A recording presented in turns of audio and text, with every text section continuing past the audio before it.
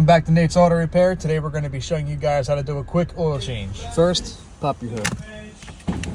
Find the latch and open your hood. Take your oil cap off. Set your car up on the pinch welds. If it doesn't have them, set it up on the frame and lift it up.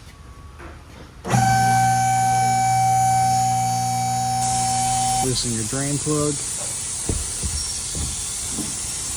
Take the drain plug out.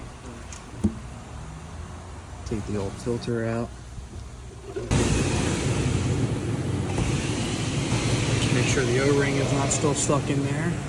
Put a little bit of oil around your new O-ring and put the new filter on. Hand tight, don't want to crush it too much. Put your drain plug back in. Tighten it with your ratchet, just enough to get the gasket to where it won't leak, just not too tight. Fill it up with your proper amount. Cap back on.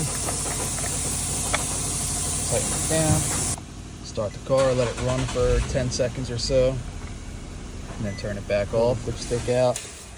Wipe it down once, put it back in, pull it back out, check it, make sure it's good. Should be in between the two dots.